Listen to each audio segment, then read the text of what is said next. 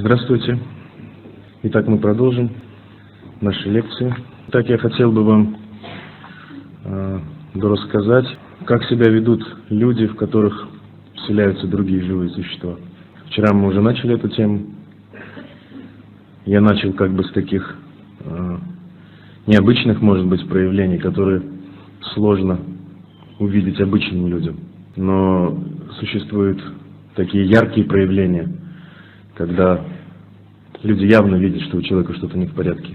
В аюрведах говорится о том, что более 85% психических заболеваний связаны с тем, что в человеке находится другое живое существо. 85% психических заболеваний. На сегодняшний день мы видим, что психически больных лечат уколами, таблетками и всем остальным. Практически это невозможно выгнать живое существо таким образом. Просто угнетается психика больного, угнетается его нервная система и так далее. То есть такой заторможенного человека делают из него. Но на самом деле эти психические заболевания связаны с тем, что в человеке присутствует иногда одно, иногда несколько живых существ. И они управляют деятельностью человека. И человек со слабой психикой, со слабым защитным полем. У всех у нас в организме, объясняется, есть так называемая шакти кавача. Шакти означает энергия, кавача — броня, энергетическая броня. И в соответствии с законом кармы у всех у нас с вами разная энергетическая защита, так называемая, или броня. Вот кавача слово переводится дословно с санскрита как броня. Шакти слово означает энергия. В соответствии с законом кармы мы все располагаем с вами разным уровнем поля защитного. Особенно тогда, когда человек принимает алкоголь или какое-то одурманивающее вещество, то эта защита блокируется и начинает резко снижаться. То есть этот вид брони ослабевает. Поэтому пьяные люди, выпившие люди, когда они выпивают какую-то определенную дозу, их поведение меняется. Они начинают болтать всякую ерунду, вспоминают какие-то прошлые обиды. И как будто бы какая-то сила извне их толкает на какие-то приключения разные, говорить что-то, всякую чепуху, вести себя очень странно. Если кто-то вот видел себя на пленке запечатленного пьяным, он очень смеется всегда, ему неудобно, стыдно даже. Потому что он видит, что он себя ведет каким-то странным образом. Прием одурманивающих веществ всегда связан с тем, что живое существо начинает подвергаться атаке низших сущностей, мгновенно. Как только процент алкоголя превышает допустимую норму, как тут же спадает защитная оболочка, тут же она начинает уменьшаться. Но поскольку у всех разная карма, разные дозы всем нужны для того, чтобы живые существа начали оказывать влияние. Есть люди выпивают, но с ними так более-менее еще. Они как бы могут себя контролировать, и с ними не происходит каких-то таких особых вещей. В аюрведе описывается, что как определить, алкоголь является также тестом на определение, в какой гуне или в каком модусе находится живое существо, в частности человек, в модусе благости, в модусе страсти или в модусе невежества. Говорится, если дать человеку в благости выпить вина, он становится очень умиротворенным и сразу ложится спать. Очень умиротворенным. То есть он и так сам по себе умиротворенный, тут чрезмерно умиротворенным становится и спать сразу. Сразу спать хочется. И он ложится спокойно и засыпает. Никаких приключений, никому слова не скажет плохого. Такой улыбчивый становится и спать, сразу спать. Человек в гуне страсти, ему нужны приключения, особенно с противоположным полом. Он сразу начинает искать противоположный пол и начинает искать всевозможные увеселительные такие мероприятия. Ему хочется плясать, петь, кого-то, так сказать, доставать, знаете, говорить много так по душам, все, изливаться кому-то. И очень хочется противоположным полом, с противоположным полом в контакт входить. Это гуна страсти. И человек в гуне невежества или в модусе невежества, гуна на санскрите означает перевод веревка, то есть то, что связывает. И есть три гуны: сатва — благость, раджа — это страсть, и тама — это невежество. И когда человек в тама-гуне или в модусе невежества принимает алкоголь, он настраивается на разрушение. То есть он говорит разные обидные слова, гадости говорит, начинает гадости делать, что-то ломать, скандалить, какие-то обиды прошлые вспоминать, разбираться. Он, в общем, ищет разборок. Он начинает агрессию проявлять. Этот человек, несомненно, находится в модусе невежества. И алкоголь является таким, как бы, средством, которое тоже может дать тест. Но алкоголь относится к категории невежества. Этот тест невежественный. То есть, если мы видим очень низкий уровень сознания людей, то можно их тестировать алкоголем, чтобы определить, в каком модусе они находятся, в какой гуне. В саттва-гуне, то есть в гуне благости, тесты совершенно другие. Тестируют молоком и звуковыми вибрациями. Молоко и звуковые вибрации. Если вы пьете молоко и у вас несварение желудка, то вы очень странный человек. Очень странный. Очень многие люди терпеть не могут молоко. Они пребывают в невежестве, несомненно. Когда вы находитесь в гуне благости, все молочные продукты усваиваются с легкостью в вашем организме. С легкостью усваиваются. Более того, они умиротворяют вас. Когда вы попьете немножко молочка или сметанки, вы становитесь очень умиротворенным. Организм ваш полностью сразу приходит в правильную функцию. Если вы в гуне страсти, то у вас происходит несочетание. Вы пьете молоко, у вас живот там булькает, что-то бурлит, пучит вас, дует, странные, в общем, вещи с вами начинают происходить. И если вы в невежестве, то вы вообще молоко пить не можете. И в аюрведе молоко является тестом на божественные и демонические натуры. Веды описывают, что только две категории живых существ заселяют нашу Вселенную. Божественные и демонические натуры. Третьих нету. Нету никаких нейтральных, невинных и так далее. Это уже мы так, как бы, веды вносят такие термины. Невинные, то есть менее демоничный. То есть не божественный, просто менее демоничный. Или, допустим, более божественный, менее божественный. Но на самом деле только две категории живых существ. Божественные и демонические натуры. И они также среди нашего общества, они среди людей.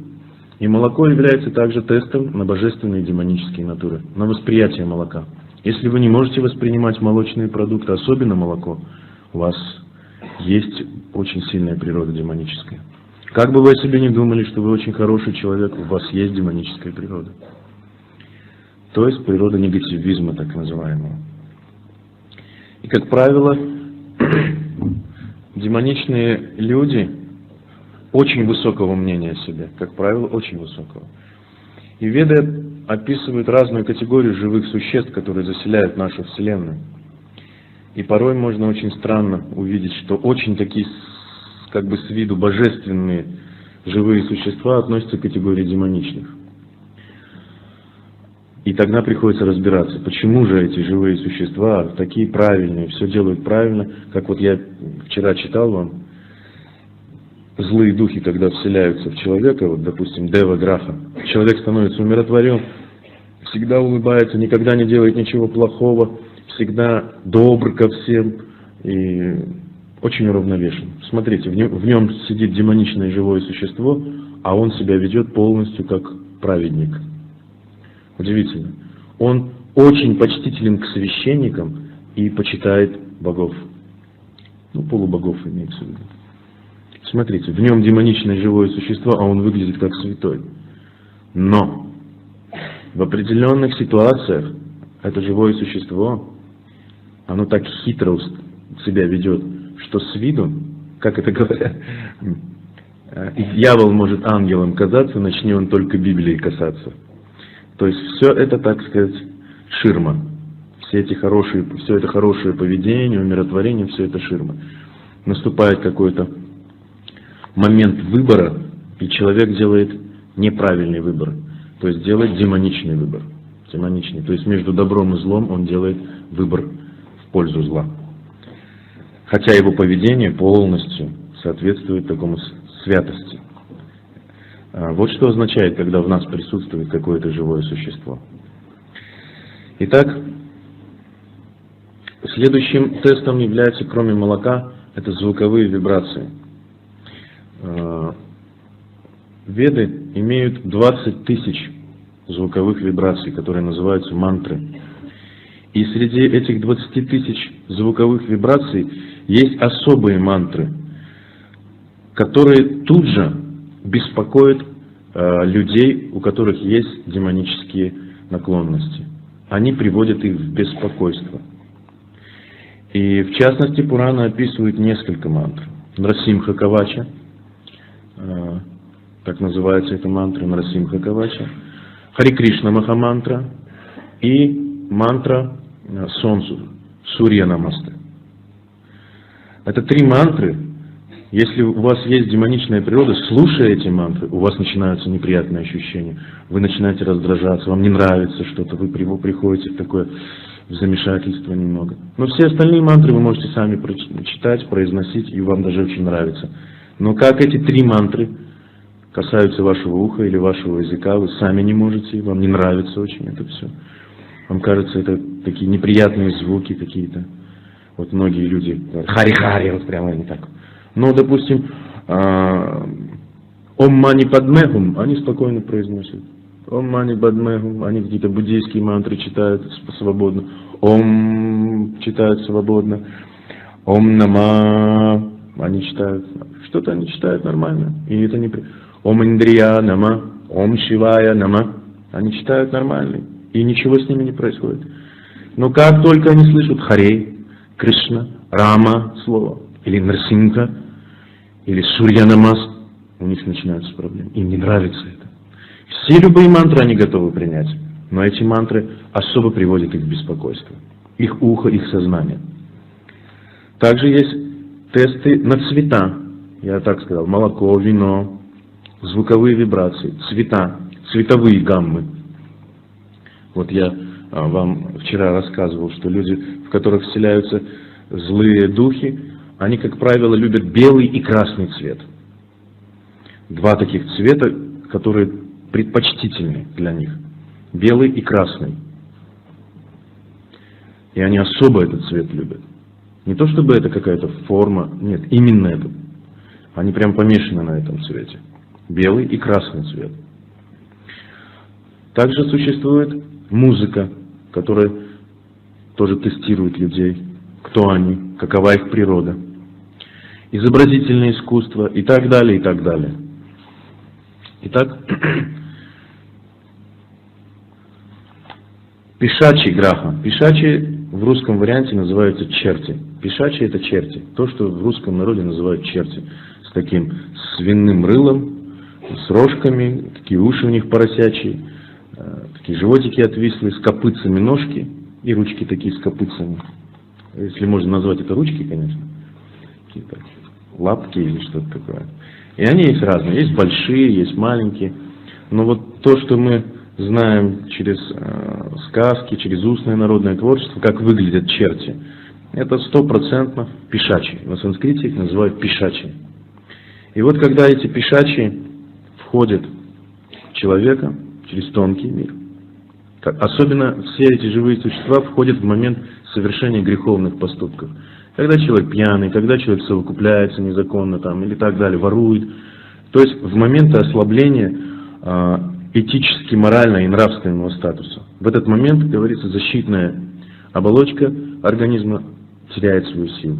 Как только мы совершаем безнравственный поступок какой-то, неэтичный поступок, как тут же вот эта защитная оболочка сразу, только мы приводим в движение своим умом, интеллектом, своим эго, в движение какое-то действие, вот мы вчера с вами говорили о законе кармы, это очень важно, что как только мы совершаем какое-то действие неблагочестивое, тут же мы теряем защитную оболочку.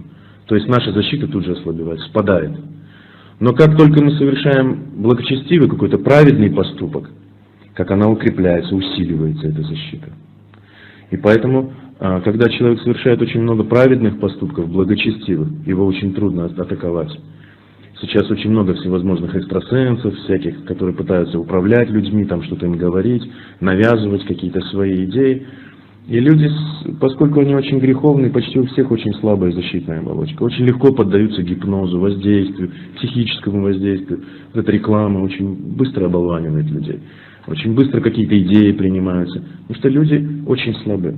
Почти все употребляют алкоголь, почти все вступают в незаконные половые отношения, почти все обманывают и так далее. То есть ведут безнравственный образ жизни и даже не замечают. Говорится, в век Калли каждое отклонение очень быстро становится нормой. Очень быстро. В прошлой эпохе, если вы что-то неправильно делаете, вы стыдитесь все время. И вы никогда не можете принять, что вы правильно делаете. То есть вы, если всю жизнь что-то делаете неправильно, всю жизнь вы осознаете, что вы делаете это неправильно. То в век Кали, если вы что-то делаете неправильно, вы час стыдитесь, на второй час вы в нейтральном состоянии, а на третий час вы уже считаете это нормально, а на четвертый вы даже себя героем чувствуете. Ух, сколько я этих женщин имел, а? Ух, они, я им еще дам. Знаете, мужчины очень любят об этом говорить, и они как бы геройствуют даже. Вот у меня столько было. Если вот вы, женщины, знали, о чем говорят мужчины в узком кругу, они все бахвальствуют, сколько у них было женщин. И это геройство. Они также бахвальствуют, кто сколько водки может за раз выпить и не упасть. И это также геройство. Я серьезно, я не шучу.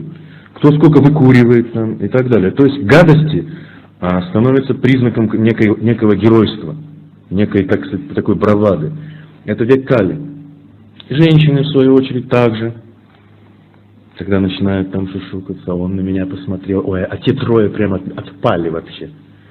То есть точно так же они гордятся, что очень много народу на них внимание обратило и так далее. Особенно когда молодые они. Когда, говорится, целомудрие, которое вы даете в старости, считается грехом. Есть такая поговорка ведическая. Целомудрие, которое дается в старости, является грехом. То есть молодая скакала, а как старая стала, сразу такая целомудренная, верная стала. Нет. Говорится, истинное целомудрие женщина проявляет как раз в самом цвету. Вот если она молодая, красивая, и при этом она хранит целомудрие, тогда, говорится, гороскоп ее меняется, и полубоги меняют ее карму за это. То есть она очищается. Но когда она, пока молодая и красивая, скачет, прыгает, а потом, когда завяла, сразу становится такой честной, очень принципиальной и порядочной, это считается уже грехом. То есть это лицемерка, лицемерие. Итак, если в человека вселяются вот эти черти, пешачий граха их называют, он имеет нездоровый ум. Нездоровый ум, это означает, что в его уме постоянно ум его похож, как обезьяна, говорится, мечущаяся от предмета к предмету. То есть такой человек, в которого вселился такое живое существо, он никогда не знает, чего он хочет. Как вот говорят, 7 пятниц на неделе. Да? То есть он мгновенно меняет все свои желания. То есть его настроение быстро меняется. Сейчас только вот он был нормальный, и вдруг такой становится. Или потом еще какой-то, и в общем, мгновенно настроение меняется. Нездоровый ум мечется с места на место, подбирает остатки пищи. А говорится всегда, что если пища падает, ее уже нельзя есть, ни в коем случае. Таковы условия, поэтому вот иногда говорят, что с воза упало, да? Даже если вы видите, то нельзя это уже употреблять. Потому что есть тонкие живые существа, которые в низшем слое эфира находятся. И если вы роняете какую-то вещь туда, особенно пищу, пища считается оскверненной. То есть уже другая энергетика в этой пище. И вот эти люди, как правило, они склонны подбирать эту пищу. Упало там. Склонны есть пищу, приготовленную за много времени до употребления. Это что означает? Если люди любят, допустим, сыр с плесенью. На самом деле нормальный человек, для него это испорченные продукты. Но для некоторых это деликатес. Сыр с плесенью, что это? Омуль с душком, подгнившее мясо, да? Прокисшие какие-то продукты, они любят это. Да? Таковы их попурышки на языке, они реагируют на наш менталитет. То есть наше тонкое тело, оно тут же воздействует на наши соски на языке, и меняются наши вкусы. Поэтому по пище также можно определить, кто человек и в каком модусе он находится. Следующее. Подбирает остатки пищи. Любит одевать поношенную одежду. И любит чужую одежду брать. Такой человек любит чужие вещи. очень любят, дай поносить то, дай это поносить, вот там, Валя, дай поносить мне свои колготки, там, Петя, дай свои носки поносить, там, Оля, а ты мне свои плавки дай поносить, так сказать, там, а ты, чепчик, чужую одежду носит. Это очень неблагоприятно носить чужую одежду, очень неблагоприятно. И, как правило, такие люди выказывают, они одевают чужую одежду и любят чужую одежду одевать. Любят танцы. Ой, это вообще. Везде танцуют. Может быть, кто-то видел, даже перед, я не знаю, как у вас здесь, но в больших городах очень много перед киосками музыкальными. Всегда 5-6 каких-то странных людей танцуют. И так очень самозабвенно танцуют они. Или очень можно видеть даже нормальные, ну как бы с виду нормальные люди, музыка только заиграла, и они не могут на месте стоять. И все, поехало там, пошло. То есть нормальный человек себя сдерживает. Может быть, ему хочется поплясать, но он видит, что это как бы не место, не время. Эти люди не могут сдерживать себя, они начинают сразу в пляс ударяются. Очень любят танцевать. Очень любят музыку. Очень любят музыку. Юмор любят. И такой юмор у них черный юмор. Такой как бы пошлый всегда. Любят очень сильно вино и мясо. Очень застенчивые. Говорится, у них очень сильно застенчивое выражение лица. Не то, чтобы они изнутри застенчивы. Очень застенчивая внешность. Особенно они становятся застенчивы, они очень трусливы, когда им кто-то угрожает. Их ругать начинают, они такие сразу. Быстро сразу становятся такими робкими. Плачут без всякой причины. Могут сидеть, что-то вспомнить и заплакать. Иногда спрашиваешь вот человека, ты что-то плачешь? Он не знаю, вот просто плачу. Да, очень много таких. Кстати, много людей, которые просто плачут. Ты что сегодня делаешь? Плачу. Весь день плачу. Вот наплачусь, и хорошо, как-то легче становится. Это явные признаки, что человек находится под влиянием. Ну, он-то для себя находит, конечно, порой какие-то там, ну, вспомнил там что-то. Или просто что-то так тоскливо стало и плачет. Плачет без всякой причины. Расчесывают и увечат свое тело. То есть, есть люди, которые режут себя там, знаете, вот много, можно видеть молодежь, у них как бы на руках, вот здесь, кто-нибудь видел, да? Прямо вот так вот, штук 100 бывает. Бритвой порезу. Тело свое режут, им нравится это членовредительство. Расцарапывают себя, любят как бы ногтями расцарапывать, что-то такое на них нападает, и они рвут себя на части.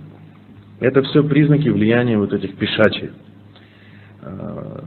низших сущностей, тонких. Потому что нормальный человек в нормальном состоянии никогда в жизни свое тело, представьте, свое тело взять и резать. И так тут куча всяких проблем извне. Еще самому сидеть резать что-то там. Взять и тебя на Грузию вырезать, там, здесь был Петя. Уже, это же надо быть дурачком просто, это же ненормально. Психические отклонения это. А все психические отклонения, 85% психических отклонений связаны с тем, что человек находится под влиянием низших демоничных сущностей. Попал под влияние низших демоничных сущностей. Это очень серьезно. Членовредительство, как правило, с этим связано. Что? Нет, татуировки нет. Татуировки немного с другими вещами связаны. Следующее. Жалуются на сухость и напряженность в теле. Иногда очень напряженно говорят, голос напряженный. Сами всегда напряжены, и они жалуются. Не так как-то вот все, что-то вот тело как-то все в напряжении находится. Любят рассказывать обо всех своих несчастьях. То есть такому человеку дайте рот раскрыть, и начинается это. Плачет он, не переслушайте, как он меня не любит совсем. И пошло-поехало. Обо всех своих несчастьях любят рассказывать. Страдают потерей памяти. То есть очень короткопамятные.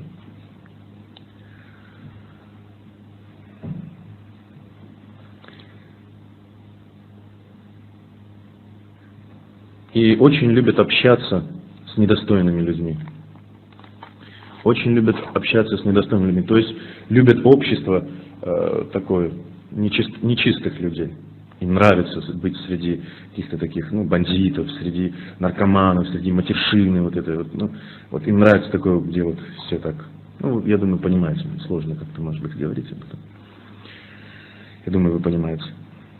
И иногда они вообще ничего не едят, а иногда, особенно под вечер, когда солнце садится, они начинают поглощать огромное количество пищи. И вообще ничего не едят. Или начинают, извиняюсь за выражение, жрать со страшной силой. Остановить невозможно их. Ну, остальные еще более неприятные вещи не буду говорить. Так, это основные какие-то моменты. Есть еще очень удивительные моменты. Нишада графа. Еще одна из категорий. Это когда в человека вселяется привидение какого-нибудь алкоголика. То есть вот иногда люди умирают от алкоголизма, сгорают, вот говорят так, сгорел, от водки сгорел, там, вешаются, стреляются с пьяный глаз. Такие люди обычно становятся нишада граха, их называют, привидения, злые привидения. Если в человека вселяется такое привидение, он бродит с дубиной или камнем в руке, что-то в руке всегда держит. Любит носить тряпье или любит раздеваться догола на улицах, бегать голым. Имеет неустойчивый взгляд, украшает себя разными травой, там, всякими корягами, там, что-то на себя одевает все. Подолгу сидит на кладбище, очень любят на кладбище. Вы наверняка видели, да? На кладбищах есть люди, которые ходят такие, как бичи, вот такие. Очень нравится им на кладбищах именно, они не будут где-то в других местах ходить. Это вот в них находятся эти живые существа. Очень любят подолгу находиться на кладбищах, в пустых заброшенных домах, под деревьями, на дорогах. Постоянно ищут еду. Очень любят вино, мясо и очень резко разговаривают. Но при первом давлении на них они сразу плачут и убегают.